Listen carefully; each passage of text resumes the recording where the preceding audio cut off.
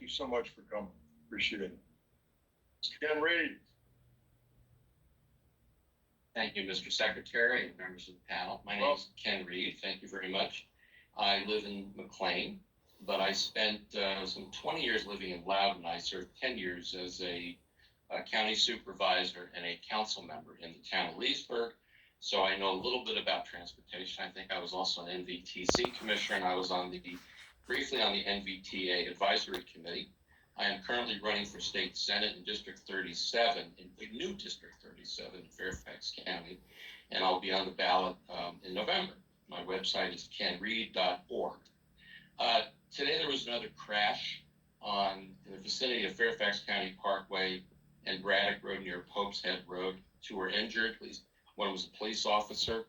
There was a fatality in this vicinity in February, and I think there was a fatality in 2022 as well. This is planned for a grade separated interchange in the 6-year program, but I see there's just $10 million in funding on it. I see there's a Garvey bond, and I recognize that there could be NVTA money. I'm focusing only on the 6-year program, but I really believe that the grade separations on the Fairfax County Parkway should be a priority. I don't know if a lot of these are in the comp plan, but I do see that there's an effort to widen the road to 6 lanes. I would rather see grade separations. I think when you widen the road, you're going to impact potentially the bike trail, and you're going to make it more difficult for pedestrians and bikers to cross in key areas. Grade separations are working very well with Route 7 in Loudon. The single point urban diamond plan saves a lot of land and it saves some money. So I would encourage Supervisor Walkinshaw to discuss this with his colleagues.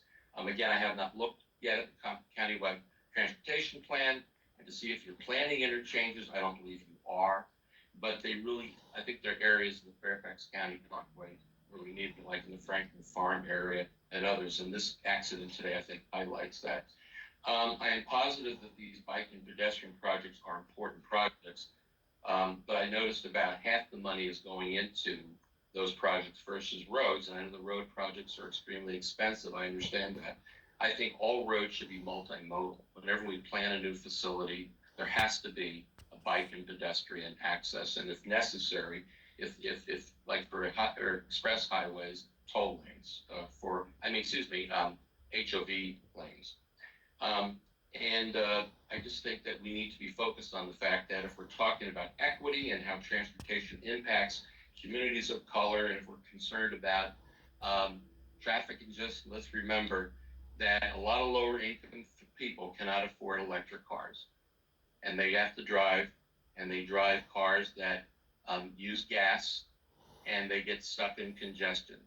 A lot of the trails that I see in this plan are probably going to help a lot of people who are, I would say, mostly upper income, who have time to bike, who have time to do that sort of thing, especially go to work. I bike. I have a bicycle. I like to bike.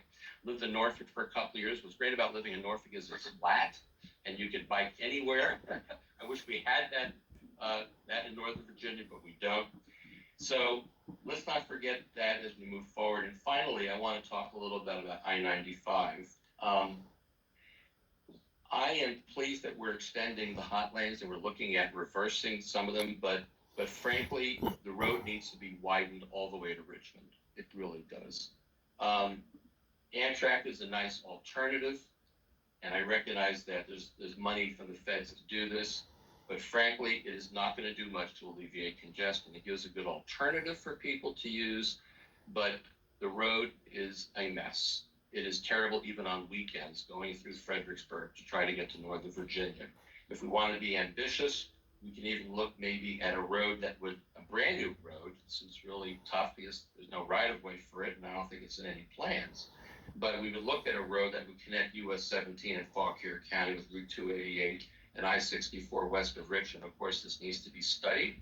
If we're looking outside the box, we should be looking at what we can do to alleviate 95 congestion to Richmond. There's urgent need for this. I'm glad to see that we're getting extra lanes on 81, but even 81 needs extra lanes all the way to Winchester and not just in select places. So thank you very much. I hope if by some miracle they elect a Republican in this county for a state senate, I will have a chance to go to Richmond and maybe champion some of these issues, but I've always been a big advocate for multimodal highways and transit where it's necessary and where it's cost effective. Thank you very much. Thank you, sir.